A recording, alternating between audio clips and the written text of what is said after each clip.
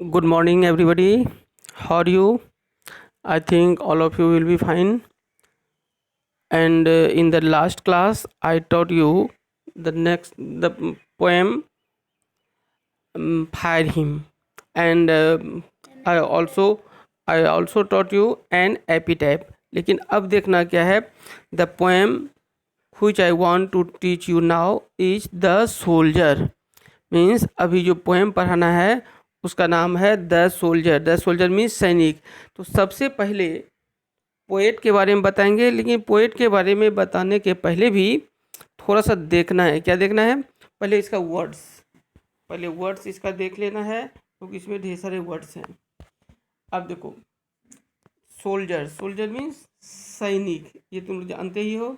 Well to do के बीच में उसे हाइफन होता है. Well to and do. Well to do means होता है अमीर या रिच. एकेडमिक फैमिली मीन्स शैक्षिक परिवार, पढ़ा लिखा परिवार. This is called academic family. House master कहा जाता है स्कूल में जो विद्यार्थियों का व्यवस्था करने वाला होता है, उसको कहा जाता है हाउस मास्टर. असूम, असूम मीन्स मान लेना या ग्रहण करना, अपनाना. सिंबॉलिक मीन्स सांकेतिक. उससे पहले वर्ड्स को ही याद करना चाहिए. तो वर्ड्स याद रहता है तो पढ़ना भी आसान होता है और समझना भी आसान होता है. अब देखना है कि उस next word is role. ROLE. Role का मीनिंग क्या होता है? भूमिका. रोल मीन्स भूमिका. इवेंचुअली मीन्स अंततः गत्वा या अंततः, आखिरकार, अंत में, फलतः. इस तरह का वर्ड्स लिखते हैं, उसके लिए होता है इवेंचुअली. मिथ मीन्स पौराणिक कथा या काल्पनिक कहानी. फॉलन क्या होता है? भीतरी है. फॉलन पढ़ा होगा. फॉलन प्रेजेंट, पास्ट और भीतरी होता है पास्ट पार्टिसिपल. वॉरियर मीन्स योद्धा. अब इस वॉरियर तो सबको जानते हो, कोरोना वॉरियर सुना है ना. सेप्टिसेमिया मीन्स ये ब्लड पॉइजनिंग. जब ब्लड में विष हो जाता है तो उससे जो बीमारी होती है, दैट इज कॉल्ड सेप्टिसेमिया. बहुत ही खतरनाक बीमारी होता है. आइलैंड मीन्स टापू या द्वीप. इंस्पायर्ड मीन्स प्रेरित होता है. वर्ड इंस्पायर्ड मीन्स प्रेरित करना, ये इंस्पायर्ड है. पैट्रियोटिज्म, देशभक्ति या राष्ट्रभक्ति या देशभक्ति या देश प्रेम. अर्ली फेज, प्रारंभिक चरण, शुरू की अवस्था. फर्स्ट वर्ल्ड वॉर, प्रथम विश्व युद्ध, तो मालूम है सबको. Next word is reputation means इज्जत, प्रतिष्ठा, नाम, ख्याति बोलते हैं ना. चीफली मुख्य रूप से. रेस्ट मीन्स बाकी या आराम, दोनों होता है. रेस्ट आराम भी होता है और बाकी भी होता है. Sonnet is a poem of 14 lines. Sonnet क्या होता है? 14 लाइन का पोएम होता है. And it has 2 parts. Poem का 2 पार्ट होता है. 8 लाइन्स एंड 6 लाइन्स. 8 लाइन्स को होता है ऑक्टेव, 6 लाइन को सेस्टेट. अक्सर पूछा जाता है ये ऑब्जेक्टिव में. अनडाउटेडली मीन्स जिसमें कोई डाउट नहीं हो. निसंदेह रूप से मीन्स निश्चित रूप से हो गया. एंथोलॉजी मीन्स पद्य या पद्य संग्रह, that is called anthology. And the next word is corner का मीनिंग तो सबको जानते हैं, कोना. कॉर्नर मीन्स कोना. फॉरेन मीन्स विदेश. डस्ट मीन्स धूल. कंसील्ड मीन्स छिपा हुआ, हिडन.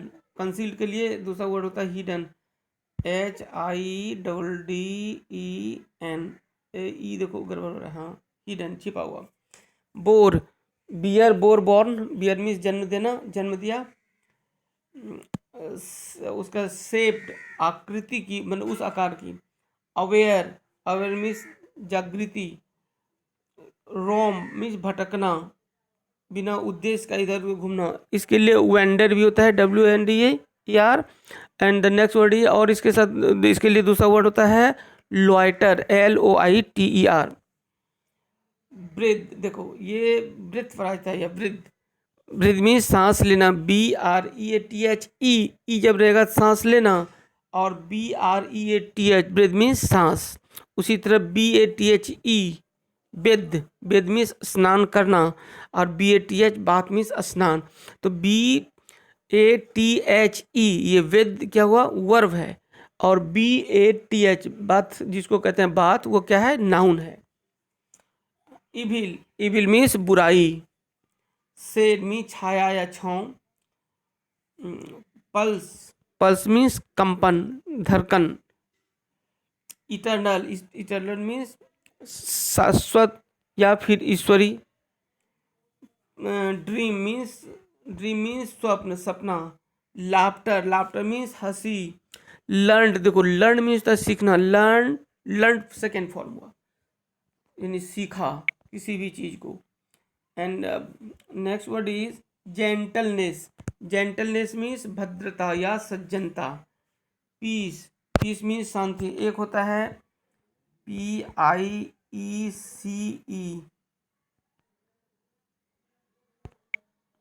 पीस, पीस मीन्स टुकड़ा, और यहाँ पीस मीन्स था शांति। हेवन, हेवन मीन्स पैराडाइज, स्वर्ग, या ईडन भी होता है। ई बढ़ गया बहुत ज़्यादा, हाँ, EDEN, ईडन का भी मीन है स्वर्ग, जिसको बोलते हैं जन्नत। और दूसरा होता है नरक, उसके लिए क्या होता है वर्ड, हेल। नरक के लिए क्या होता है, हेल, HELL। हेल मीन्स नरक, जिसको कि जहन्नुम भी कहते हैं। नहीं, ये सब वर्ड्स है, इसको वर्ड्स को याद करना है। अब पोएट के बारे में बताते हैं। अब पोएट के बारे में सबसे पहले जानना है, and the poet of this poem is Rupert Brooke. हाँ, अब देखना है रूपर्ट ब्रूक। तो Rupert Brooke, he was born in 1887, 1887। तो रूपर्ट ब्रूक का जन्म कब हुआ था, 1887 में। एंड पास्ट अवे इन, ये बर्थ है और दिस इज डेथ, और ये passed away in 1915, means he died in a very early age, बहुत कम एज में उनकी मृत्यु हो गई थी। एंड ही वॉज बॉर्न, उनका जन्म हुआ था कहाँ, in a well to do academic family. Well to do, well to do means अमीर। तो he was means Rupert Brooke was born, कि रूपर्ट ब्रूक का जन्म हुआ था, कहाँ हुआ था, in a well to do academic family. Well to do means अमीर, एकेडमिक मीन्स पढ़ा लिखा, शैक्षिक परिवार। इट मीन्स रूपर्ट ब्रूक का जन्म एक अमीर और शैक्षिक परिवार में हुआ था। मीनिंग समझ में आ रही है ना। His father was, his father was, his का यूज किसके लिए हुआ, रूपर्ट ब्रूक के लिए। His father was a house master, उनके पिताजी क्या थे, एक हाउस मास्टर थे। कहाँ, at Rugby School. Rugby School is the name of a school, और उस स्कूल में का ये व्यवस्थापक थे, सारे चीज का व्यवस्था करते थे। वेयर, वेयर का मीनिंग आप लोग क्या जानते हैं, कहाँ, लेकिन यहाँ वेयर का मीनिंग है जहाँ।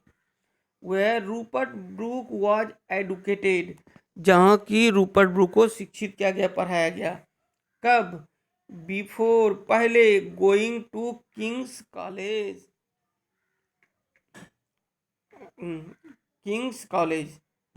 अब देखो किंग्स कॉलेज जाने के पहले, it means King's College Cambridge, यानी किंग्स कॉलेज कहाँ है, कैम्ब्रिज यूनिवर्सिटी में है। Cambridge University is in England, England में कैम्ब्रिज यूनिवर्सिटी है।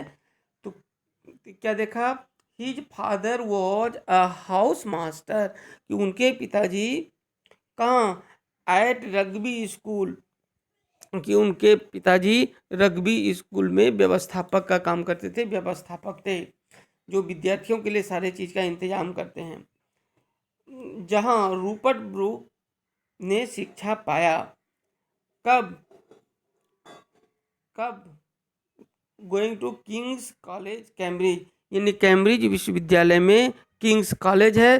किंग्स कॉलेज में पढ़ाई शुरू करने के पहले जब वो स्कूल में पढ़ा करते थे तो वो किस स्कूल में पढ़ा करते थे? रग्बी स्कूल में, जहाँ की उनके फादर हाउस मास्टर थे। W.B. ईट्स, ये W.B. ईट्स क्या है?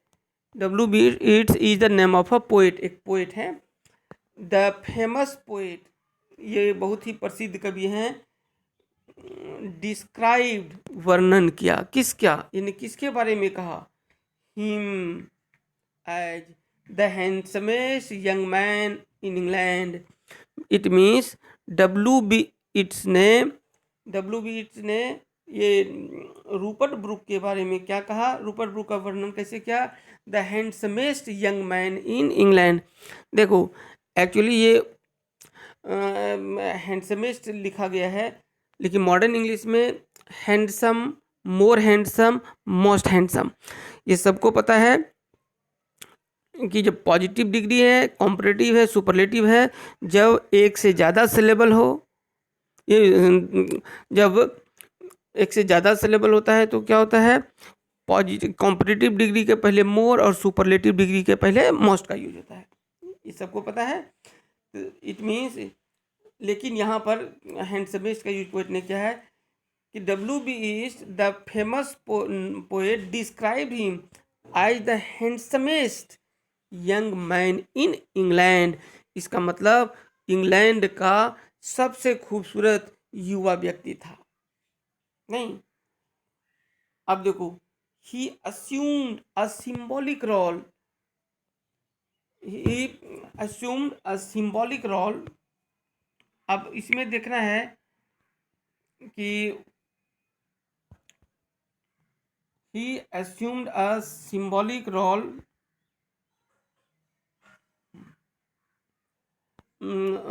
and eventually क्या लिखा हुआ है? हाँ देखना है, एक मिनट रुक जाओ।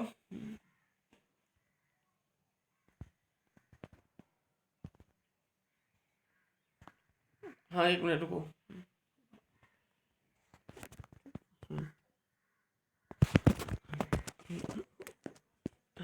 देखो सिंबॉलिक रोल, एक मिनट देखने। W.B. the famous poet described him as the handsomest young man in England.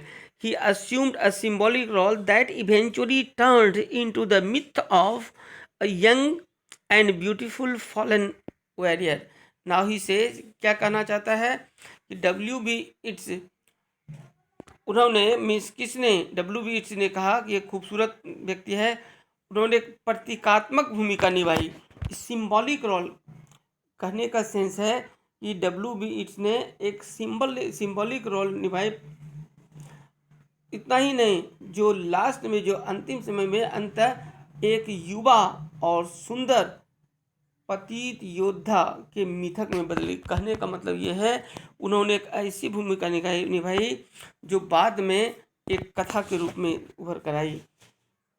And now he also says, अब आगे देखो क्या कहता है आगे। नेक्स्ट है, in he died of septicaemia on he died of septicemia on April 23, 1915. he died of एक minute जैसे देखना है, ध्यान, एक मिनट रुको, मेरे पॉइंट रह जाता है।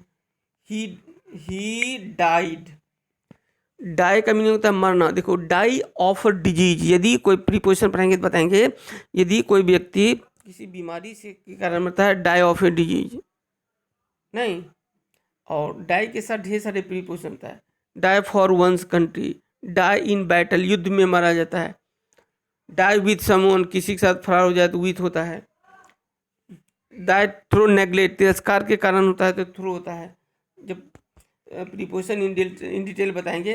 ही died of septicaemia on April 23, 1915, और 23 अप्रैल 1915 को सेप्टिसीमिया, जो कौन सी बीमारी है? जिसमें ब्लड पॉइजनिंग हो जाता है, यानी ब्लड में पॉइजन हो जाता है, जहर होता है, उसके कारण उनकी मृत्यु हो गई। कहाँ? Of the island of Lemnos in the Aegean on his way to a battle at Gallipoli. It means Lemnos island में जब वो जा रहे थे, उस होकर जाने के क्रम में एजिन ऑन हिज वे, जब वहाँ एजिन जा रहे थे तो उस समय गवीपोली के युद्ध में जब जा रहे थे, उस रास्ते में ही उनकी मृत्यु हो गई। तो उनकी मृत्यु एक्चुअली हुई कैसे? एक बीमारी के कारण हुआ। क्या था? सेप्टिसीमिया बीमारी का नाम था। Brooke is remember as a war poet. Brooke को, Brooke means Robert Brooke, Rupert Brooke को क्या कहा जाता है? वार पोएट के रूप में माना जाता है, युद्ध कवि के रूप में माना जाता है। हु इंस्पायर्ड पैट्रियोटिज्म, जो प्रेरित हुए किससे? पैट्रियोटिज्म से, देशभक्ति से, यानी उनके अंदर in the early phase of the first world war, प्रथम युद्ध की शुरुआती दौर में ही उनके मन में, उनके दिल में देश के प्रति बहुत ज़्यादा स्नेह था, देश के प्रति बहुत ज़्यादा प्यार था। वैसे भी प्रत्येक आदमी को अपने देश के प्रति, अपने वतन के प्रति मोहब्बत होना चाहिए, वतन के प्रति प्यार होना चाहिए। नहीं, एक हिंदी कवि ने कहा कि जो भरा नहीं है भावों से, बहती जिसमें रसदार नहीं, हृदय नहीं वह पत्थर है जिसमें स्वदेश का प्यार नहीं। तो अपने वतन के लिए, अपनी मिट्टी के लिए सभी लोग जान देते हैं। And his reputation chiefly rests on 5 war sonnets, of which the soldier is undoubtedly the best। अब देखो, हिज रिपुटेशन, उनकी जो रिपुटेशन है, उसकी जो प्रतिष्ठा है, खास करके ये जो 5 पोएम्स उसने लिखा, जो वार पोएम के नाम से वैसे भी रूपर्ट ब्रूक को वार पोएट के नाम से जाना जाता है, युद्ध कवि के रूप से में जाना जाता है। एग्जामिनेशन में ऑब्जेक्टिव पूछा जाता है, Rupert Brooke is known as a dash poet, romantic poet, war poet, इस तरह से दिया रहेगा। And the soldier is undoubtedly the best and the most anthology. और ये द सोल्जर क्या है? द सोल्जर, निसंदेह द सोल्जर उसमें से सबसे अच्छा पोएम है। इट मीन्स रूपर्ट ब्रूक किसका वर्णन करता है? एक पोएम का, ये एक सोल्जर का। And Rupert Brooke is already a soldier, Rupert Brooke खुद भी एक सैनिक है। And he has written about himself, वो खुद के बारे में लिखा। And he has mentioned here, he has written here about his own desire, अपनी इच्छा के बारे में। एंड सेज कि मृत्यु के बाद, जब उनकी मृत्यु हो युद्ध के दौरान, तो युद्ध के दौरान मृत्यु होता है तो उनके साथ क्या होना चाहिए, क्या क्या जाना चाहिए। नेक्स्ट वीडियो में, मीन्स नेक्स्ट क्लास में, जब इस पोएम के बारे में पढ़ाएंगे तब उस समय बताएंगे रूपर्ट ब्रूक के बारे में कुछ और उस एंड जो कुछ रूपर्ट ब्रूक ने कहा इस पोएम में, एक सोल्जर क्या सोचता है, उसे अपने देश के प्रति, अपने वतन के प्रति कितनी ज़्यादा सहानुभूति होती है, कितनी ज़्यादा इज्जत होती है, कितना ज़्यादा मान सम्मान करते हैं अपने देश का। Okay, thank you very much. इस पोएम को पढ़ना है और सब कुछ मौखिक सब PDF में लोड आता है, उसको डिस्क्रिप्शन में देख लेना है। और इसके पहले भी जो भी पोएम पढ़ाए हैं, इस सबको देख लेना है फटाफट, उसके बाद सबका ऑब्जेक्टिव मिला जुला देंगे। Okay, thank you very much.